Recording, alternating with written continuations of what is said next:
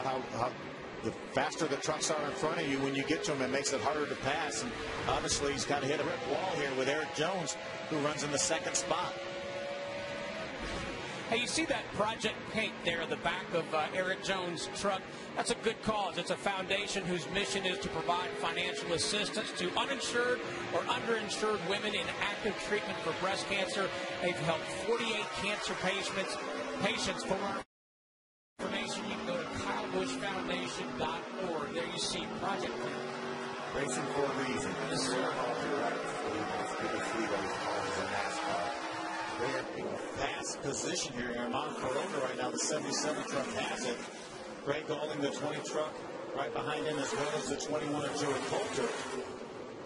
And it looks like both Coulter and Golding can close right up on Kuroga, but they just can't make the move. Kuroga runs a good lap or two, takes a little distance on him, and then they'll slip up a little bit, and here comes Golding. So far, no contact, but I've been watching that battlefield. When you're a lap down, and you know you're just one bump away from getting back into contention, that bump sometimes is something you can't help but make. Inside of 50 laps to go now, so time is running out. Kuroga, Golding, Coulter, 1 lap down. Mason, Mingus, Brian Silas, 2 laps down. Team drive. And they've been searching for speed and the handle on that truck since they've been here. He's soldiering on right now, trying to stay in that free pass position. Doing a pretty good job here with a truck that's not to his liking. I'll tell you what Armand Kuroga would like to see, that is those two get into a battle side by side, put a little gap on the trucks he's racing for that free pass. You can see there just a couple of truck lengths on Golding and Coulter, and Coulter's trying to work over Golding. And Joey Coulter is certainly aware, and his spotter and team has made him aware of the fact as we watch Cameron Haley. Their truck was in a long run too here, and if this race goes green, it's going to be a very long run. Hermie Sadler on pit road. So the 0-2 of Tyler Young is going behind the wall, Steve. I heard it the last couple of times he came down the front straightaway. You could hear the engine starting to go away. So engine issues for the 0-2. Still great for that team after a solid run in Chicago last week. Yes, indeed, Herman. He finished 11th there. You guys talked about how enthusiastic he was. Tyler Young in the 0-2, looking for his first top 10 finish. It's better and better all year long. Solid competitor week in, week out. Really strong battle they're having. Coulter really drawing up on him going into 3. You see Golding able to stretch away a little bit going down the front stretch.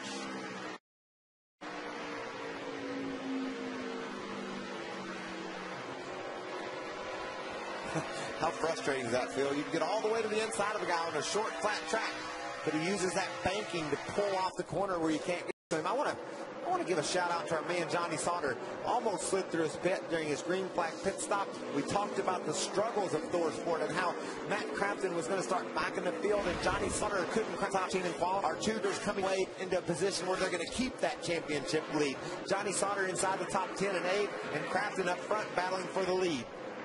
Joey Coulter finally gets by Greg Golding. Now he can go after that 77 truck of Armand Kuroga. And he's fast. Well, he worked for that spot. We talk about the fact at the top of the show how 5 of the last 6 years, the winner of this race dominated by leading more than 100 laps. And right now, Cole Custer has led 130 laps and counting.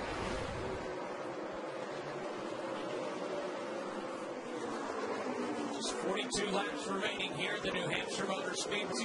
There's just 7 races remaining in this points battle. And we should mention Matt Crafton trying to become the first driver to win back-to-back championships in the Truck Series. He's a championship kind of racer. He'll give you all you got every day, and best finish, not going to overdo it. 40 laps remaining. Stay with us.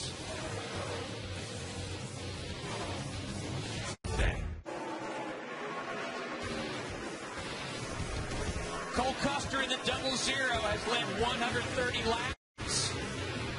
Countering the lap truck of Brandon Brown in the number 86. Able to sneak by with little problem.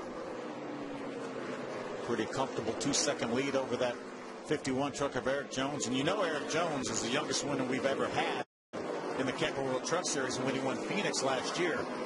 You know what would happen if Cole Custer was able to win? Well, 17 years, 5 months, and 9 days for Eric Jones. Custer, 16. How he's able to race in and out of traffic. He can make a pit stop. He can do all the things you got to do to be in a position to win races. We've seen the same thing from Eric Jones, just on top of their game already. I think it's because of the internet. I think they're able to race their cars, play games, and understand what it's like to be on this track at Loudon. I bet he's been raced at Loudon since he was 5 years old on his computer. When he comes here in the real world, it all seems to relate. Let's go to Ray. Hey, Steve, Bubba Wallace came into the race today. Fourth and punched just 35 markers out. And last week I asked him, are you still in the championship hunt? He said, my guys think I am. And they are showing today that they've got a very strong team. He's driving chassis number 7 where Buck's going. What you got, Bubba? What you got?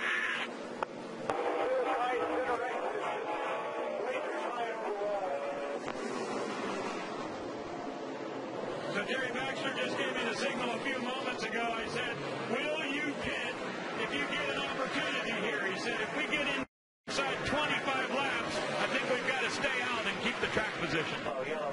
Watch it come down the hill. 63. Check out. 63. Right here in front of you. Cameron Hector hard into that outside. Ooh, a lot of damage to that number 63 truck.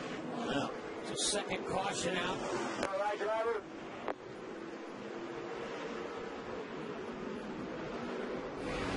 Got a copy there.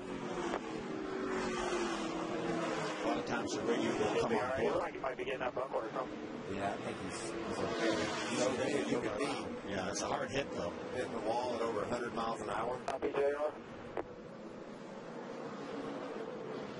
This is decision time. We heard Jerry Baxter say anything within 25 laps, we stay out. Keep your track position. How about we got 30? What do we do now? That's not within 25 laps. I think the guys outside the top 5 got to come to Piro, try to make something happen. Oh, wow. Looks like the 9 of Brennan Newberry maybe got in the corner underneath Hefner sideways, and those 2 trucks made it hard to see that. On the road, that's He was able to prevail in that battle with Joey Coulter, so nice job by Herman Carrota. That gives him a shot here. Nothing to lose for him for sure. Come in, get some tires on that truck. And tip your hat to the team for Jeb Burton. They stayed out during that last caution, took a wave around, and stayed on the track long enough to find their way back on the lead lap. So Jeb, a fresh breath of life. Eric Jones, the only lead lap truck to stay out. but Cole Custer, Matt Crafton, Two Bubba tires, Wallace. right? That's the only 2 tires for sure. Let's get 2. Hermie. 19 of Tyler Reddick comes to his pit stall. His truck is a little bit on the free side. They took a little bit of wedge out of the right rear. They're going to take 4 tires and try to gain some spots at the end of this race, Ray. Bubba Wallace took right side tires, but as Jeff Burton was coming in, there was a slight contact there. Slowed him up a little bit. Hey, out of the pit, and here comes Jeb Burton in. Just slight contact. Bubba trying to get out of his pit. Jeb trying to get in his pit. I don't think that will damage either one of those trucks. Oh, that's so tight. Look at that crew scrambling to get their work done. Jeb must be just nearly over that line in the front. The right rear doesn't have to be inside the line, but the right front does, and the left front can't go over the line either. Green flag. How about this restart? Look at Bubba Wallace down on the inside of Matt Crafton. Look who's coming. 3 wide up the middle. Here comes Cole Custer. This is the time to do it. You don't want to lose against the outside wall. Look at Ryan Blaney in the issue as well. He's headed down to the bottom of the track. Tyler Reddick with some damage to the left front of his truck. A very hectic restart. A lot of tire smoke from the 19. We'll be fine,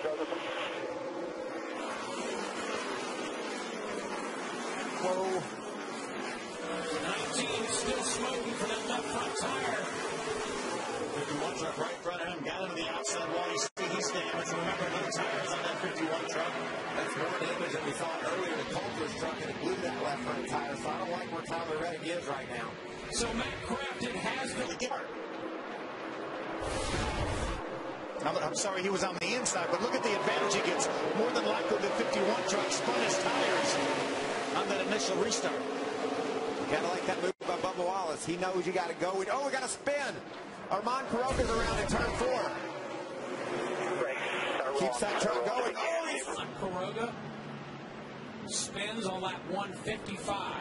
Third caution of the afternoon.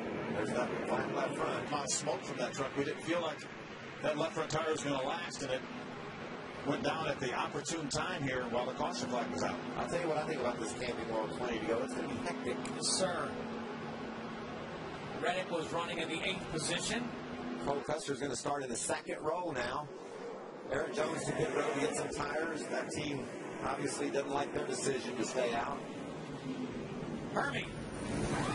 Eric Phillips told Eric Jones on the radio, I thought more trucks would stay on the racetrack, meaning he thought he should have come to pit road last time for tires. If they do come this time, 4 tires and fuel to try to get as many as they can in the final 20 laps.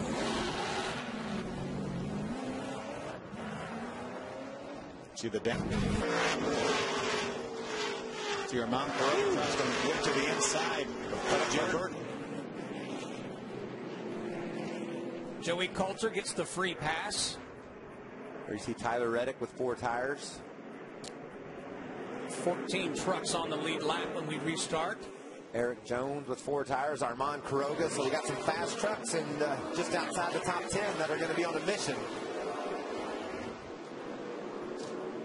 1 to go. Let's talk about positioning. As they restart, who do you guys like? Well, it's hard to bet against Matt Crafton. He's driven from the back of the field to the front. But you better watch Cole Custer. And if he wins the race this way, having to fight through a late pit stop and losing his track position, what a day that'll be for him. That'd be better than just dominating it all day long, I think. For us, for him, not so much. And I think he's in a great spot in this restart behind our leader, Matt Crafton. Remember, Matt Crafton is the control truck. He's the one that decides when they restart this race. That should give him a bit of an advantage over the 54 Bubba Wallace. Cole Custer just follows Matt around the outside. He comes off turn 2 in 2nd position with 2 fresher tires on the left side. He could make work of Matt Crafton in a hurry. I like what you're thinking, Phil. It's going to be a drag race down into turn 1, that's for sure. We've been happy to see a little contact in situations like that. The pace truck is off. Green flag.